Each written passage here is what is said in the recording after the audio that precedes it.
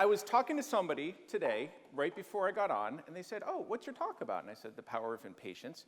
They said, oh, interesting. Interesting. That's a polite way of saying, I don't get it. And they said, so what's your pedigree, however they phrased it. I said, I've been impatient for 48 years. I've been researching this topic. And it's no lack of irony that the people right before me sang about being chill. I'm here to tell you that you really don't want to do that. Yeah, don't do that whatsoever.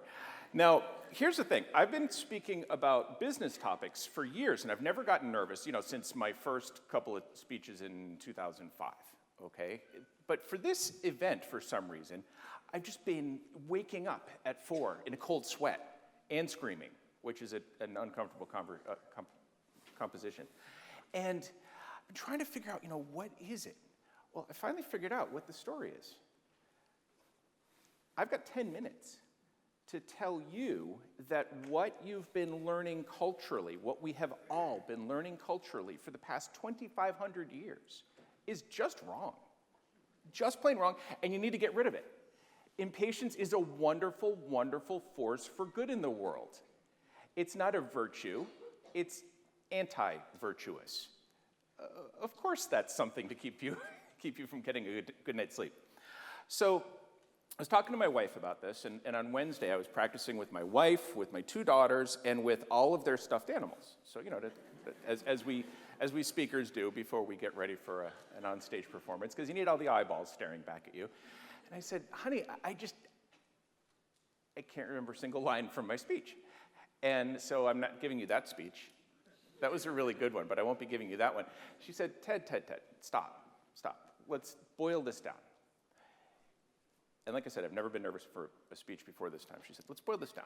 Really, all you need to do, talk about 3 ladies, 4 hang-ups you have, 4 dudes, and talk about your friend Bernie. So that's all I'm going to do today. This is the first of the 3 ladies. That's my grandma. Isn't she an angel? I mean, now she's literally an angel. But she was a wonderful, wonderful person, had many wonderful traits, but patience just wasn't one of them. My Uncle Roger explained something at Grandma's funeral a few years back that should explain. Now, in 1946, post-war Boston, Grandma and Roger are sitting at a light. Roger's about 11 years old, and this is back when the kids sat in the front seat, no seatbelt, no nothing. It's basically like, let's go see if we die today kind of driving. And they're at this busy intersection, and their light is red, and Grandma says, I've waited long enough, and hits the gas and shoots through the intersection. This is no word of lie. He told us this 60 years later. It made a big impression on him. I come to you bearing my grandmother's recessive trait for impatience. I've got that gene. And unfortunately, I grew up in a family where it was recessive. Most of us did not have that gene. So my family's always telling me, Ted, you've got to calm down. Now, my mom especially, growing up. Mom's an artist. She loves museums. So as a kid, I remember being 4 years old and dragged in. They would take me out of school to take me to museums. And that's cool. I didn't like school. But going to a museum was even worse because Mom would just park herself in front of you couldn't even sit. She would stand in front of a painting and just stare at the same one painting for hours, in my perspective. And it was like she was waiting for the thing to blink. And, meanwhile, I'm 4, I'm 6, I'm 8, I'm 10, I'm 15, I'm 18, and there's no way you're taking me to a museum. But all along this route, I'm like, Mom, come on, we saw the picture. In fact, it's in a book. We don't have to go to the museum next time. I know, I'm a Philistine. So then I become a grown-up, ostensibly anyway, and that's what it says on my driver's license. And now I have my wife. She's a wonderful woman, Jane. She's my spiritual guide, my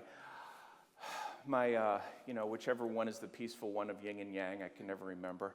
And she says, Ted, you've got to stop and smell the roses. So I love roses, I do. I'm a flower guy. So I love roses, they're beautiful. I smell them, and I move on. I mean, smelling a rose, seriously, it takes like 30 seconds.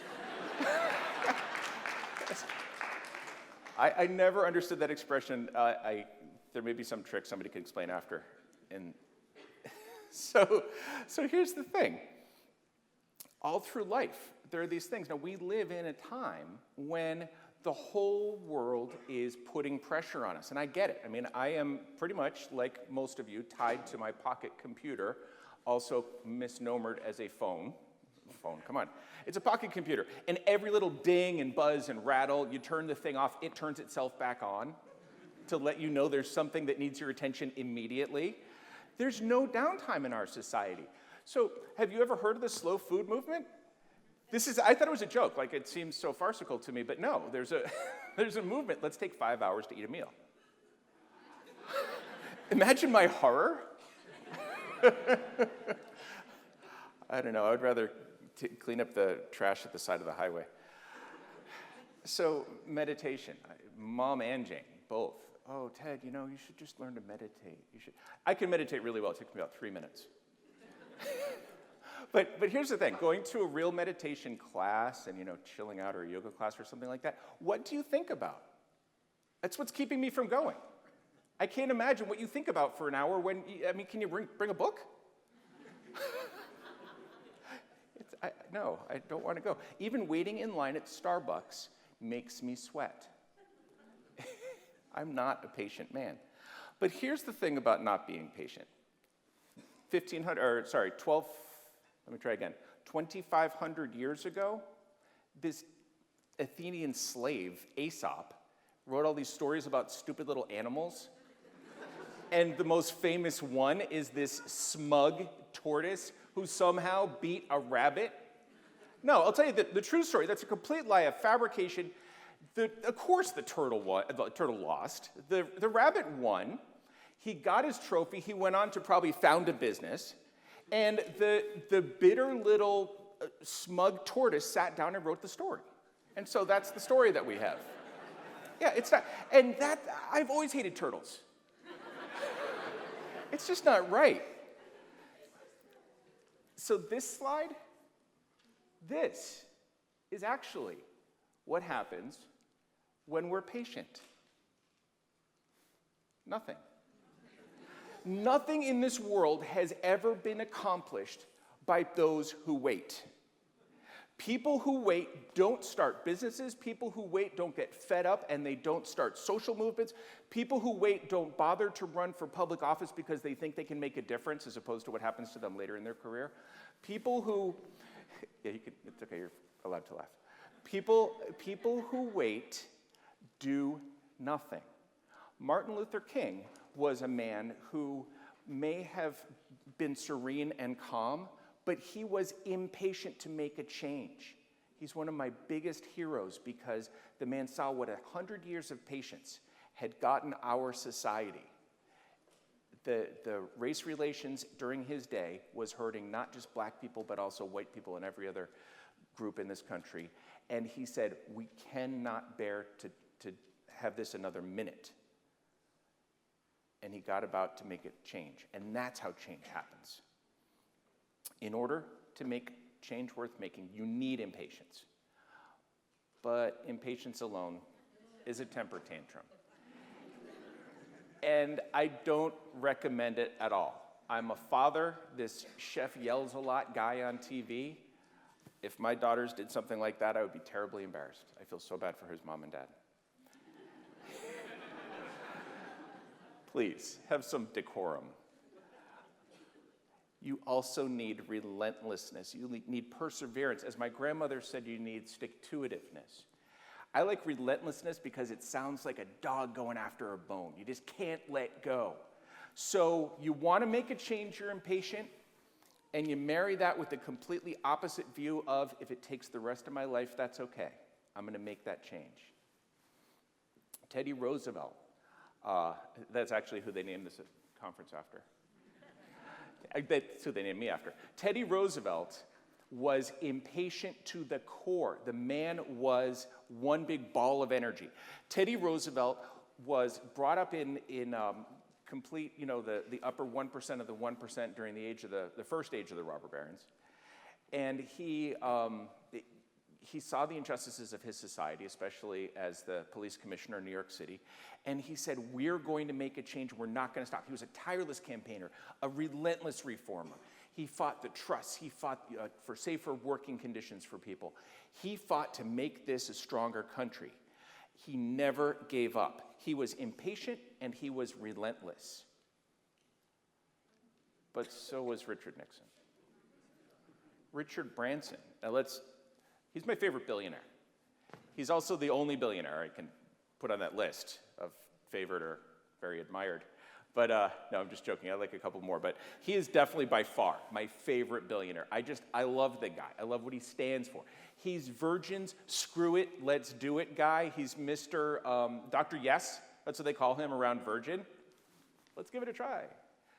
He is impatient and he is incredibly successful, and he employs about 50,000 people who love working with him.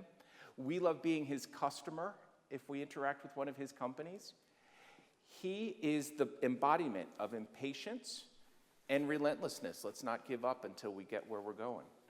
But so is Enron's Ken Lay. There's one more ingredient that you need to make change worth making. You need a good cause. Without a good cause, just never mind. You know, I mean, if you have the first two and you're lacking the last, forget about it. Now, this is where my friend Bernie comes in. Bernie and Rita Turner are two of the most wonderful human beings on the face of this earth. They founded a school called Walden University, and Bernie is one of the first people I met when I moved down to Naples about 8 years ago.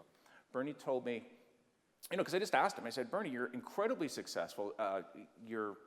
Everyone who knows you loves you.